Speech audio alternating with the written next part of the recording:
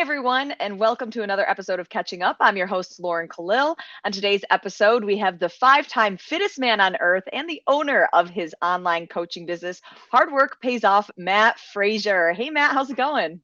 Good. How about yourself? Pretty good. Are you enjoying watching other people suffer during the Open? Yeah, it's life's usually a little bit more comfortable on the other side of the barrier, but no, it's been a fun transition going from athlete to the coach's side of things. Do you ever get any FOMO from competing when you're watching the leaderboard or watching people at competitions? God, no. Like when I decided to retire, it was a very confident decision. Mhm. Um, and it's been really cool. I've stayed in touch with a lot of my friends that still compete, helping some of them out. But like I had my time on the competition floor, and now I'm genuinely excited to, like, with how much time and effort and emotion is getting invested into some of the athletes I'm coaching. I'm just excited for them to have that same career path, and hopefully that excitement on the competition floor. When it comes to some of your athletes, do you feel like you get more nervous, like being on the coaching side rather than when you were about to take the competition floor? Um, it's different, like Mm. when I was competing, the nerves were really based around hoping that I didn't waste my potential. I was really hoping that my performance had a good reflection on the work I'd put in and the effort that I put in. Mhm. Um, and now, you know, I I was I was at Rogue when Jason Hopper was competing. Um, and that it's like you're just hoping they're proud of themselves. Like, I don't care what weight's on the bar, I don't care what the time is, but I just hope that they're proud of themselves at the end of it. Um, my first introduction with coaching Mal O'Brien was I was her referee for the first open workout, and Oh, that was the first time I think I've ever refereed an open workout. And then and then she just smacked it out of the park. And like, I'm on the scorecard, I'm like, all right, she got into her 14th round. I'm like, that's crazy. that's this video is getting reviewed. So then there's the pressure of, like, not only like counting the reps for her sake, but then I'm like, Mm. whew, hope I didn't make a blunder for the whole world's going to watch this video. But just absolute studs of athletes. So yeah, I mean, it's been good, but yeah, the nerves are definitely there. Yeah, and even speaking about Mal O'Brien specifically, she's been doing so well in the Open. I know talking with some of the other sports analysts, we kind of are predicting her to win the Open. Do you think that that's going to happen after like seeing the announcement from 22.3? Yeah, I think it's definitely a possibility. It's far from our priority right now. Mm, We're full training day prior to the open workout attempt. Um, and then, we do a half day of training, hit the open workout, and then continue on with training. So both workouts have been one and done, nice clean runs, um, and, full training volume wrapped all around the workout. So, yeah, I think it's definitely a possibility, but I don't think it's a goal for either of us. We're working on different things. it's so incredible, like, to hear you say that's not the goal or not the priority, but still she's absolutely crushing these workouts, and especially only, like, not needing to repeat the workouts. But when it comes to both, Jason Hopper and Mal O'Brien doing the workouts, how have you helped steer them in the right direction to give them feedback? Are you, in fact, doing the workouts yourself too? Some workouts I'll test, whether it's a full workout, partial rounds, just to get a feel for, all right, what body part's going to get the wear and tear and fatigue. Um, but they're both high level athletes. So we're working on some different goals, different progressions. There's a lot of other things, like the open isn't the goal, quarterfinals isn't the goal, Mhm. the game. So our training is targeted uh towards that. So the fact that she's fit enough to be doing what she's doing right now is just a perk. And she's so young. Like, Yeah. her training age, She has so many years ahead of her. What is it like working with somebody knowing that she does have so many years for high potential and being so competitive? Um, this was a discussion that we had early on. We sat down and had some real conversations of, hey, what are your goals in this space? Do you want to have a long career? Do you want to have Mhm, instant success? Like how do you want to be seen from the public eye? What do you want to be seen? All these different factors that go on behind closed doors. And I think she definitely has the intent to have a very, very long career. And she just turned 18. Like she just graduated high school, I think 2 weeks ago. Um, and so her runway for a competitive career is as long as she wants it to be. So tailoring training and our progressions based on that. It's not all about like, hey, I want to win competitions right now. It's like, all right, mhm. let's set ourselves up for success down the road. Sure. And as somebody who was at such a high level of competition, now training other people and even your training program, hard work pays off. Is there anything specific that you're doing different when it comes to coaching versus how you specifically were training? Um, yes, yes, there are some differences. By the end of my career, I think I had a really good training plan specifically for myself dialed in. In the first couple years, there were obviously mistakes made because I was new and I Mhm, didn't 100% know what I was doing. But then, by 2016, 2017, I had it really dialed in, and then it was basically rinse and repeat for myself after that. So I've been working with Mal for a couple months now. I think she's lived in Vermont for about 2 months now. And like I'm obviously taking my experience, my knowledge, my resources and applying it to her. But then, we're different athletes. We have different strengths and weaknesses. We like different training styles. So it's been it's been a while kind of getting the feelers out there and figuring out what works well, what does she respond to, what are her strengths and weaknesses, and then how do we approach those individually. So broad strokes, the training that I did over the years, I think it works pretty well, but then tailoring in the specifications for her as an individual based on what she needs to work on as well. It seems like life post competitive CrossFit is going really well for you. It's hard to call you somebody who's retired though, because your lifestyle right now seems like anything but retired. You're so busy, you have all of these things going on. How has the transition overall been? Yeah, I think when I announced my retirement, I should have prefaced it that I was retiring from competing. I'm Not hands just sitting down. on the couch Yeah, eating Sammy's pancakes yeah, all day. yeah. Working more now than I ever have. Mm, That's without a doubt. Because before, when I was training, I would I would run out of energy. I never ran out of time during the day. I could tell when my work day was done, when mm. I would slow down or I was getting fatigued, my movement quality would break down. And now I just run out of time. I'm up at 5:30 and then usually in bed at 10, and it's like working from eyes open to eyes closed.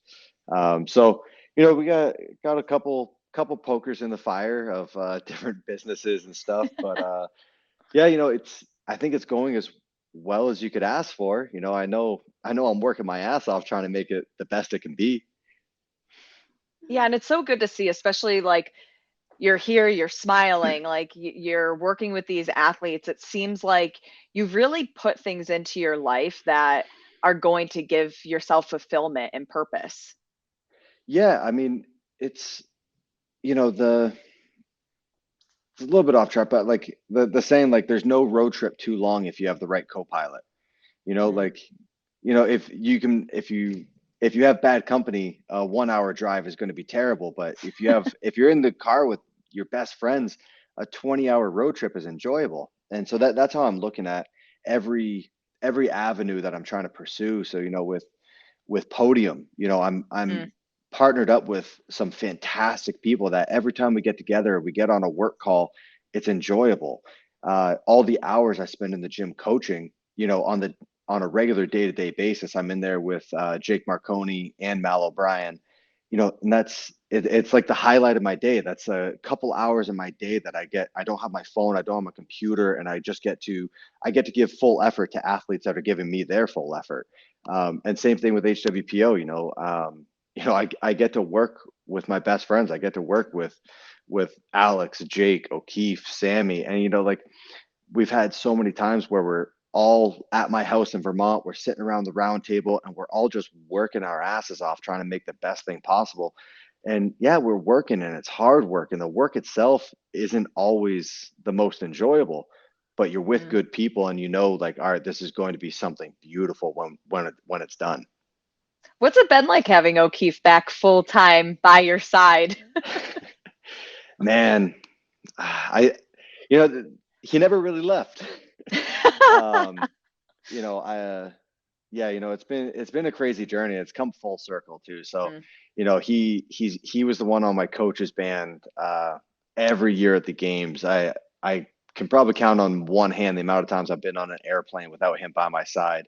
Usually Wow. it's if you see Sammy or if you see O'Keefe, the other two aren't too far away. So, you know, it's uh it's incredibly rewarding that I finished my competitive career and he went from manager, agent, friend, and like he always called himself my caddy at the games.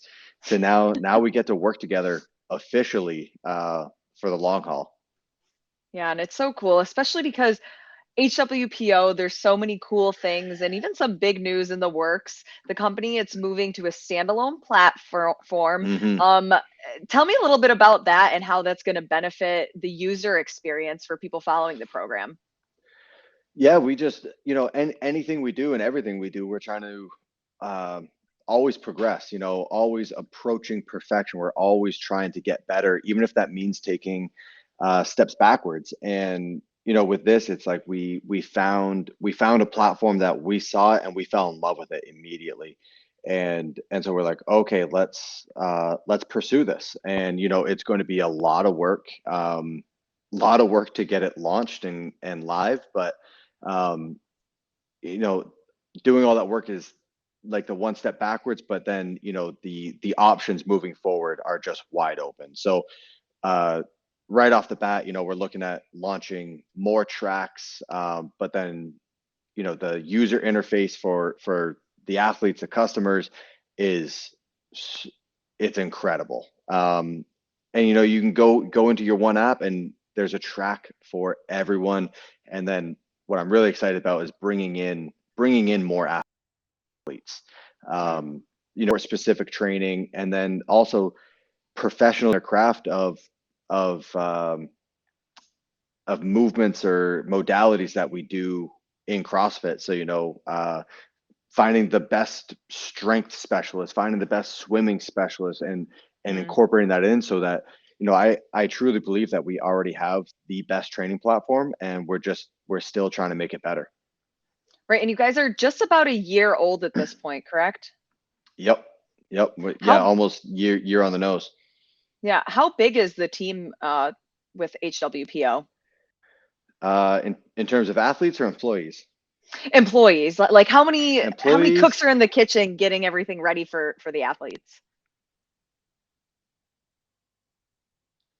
I think we have 8 or 9 employees with HWPO, and then um, that that are full time, and then we have some others from that are specialists coming in to help us with the launch.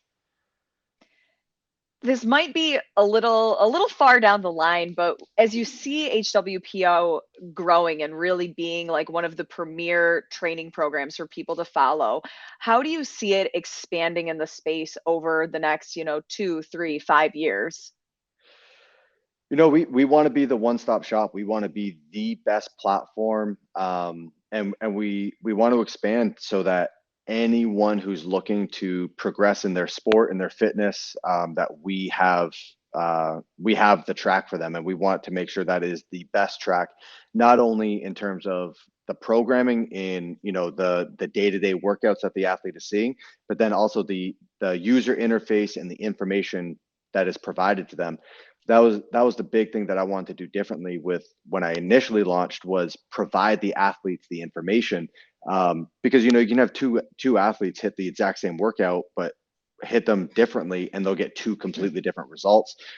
And so I wanted to make sure that the athletes were getting the most out of it and getting the most benefit. And so I wanted to take the time and explain every single workout, like pacing strategies, scaling options, and just overall mindset, and so that the athlete knows the intent of the workout and look what they're trying to gain from it, so that they have a little bit more information going in, so they can attack it properly and hopefully get the best results. So it's incredibly labor intensive. Every Yeah. day of training, there's a 15 to 20-minute video of me walking through the whole day of training. And then providing Zoom calls for the members for every different track. So I'm on multiple Zoom calls per week.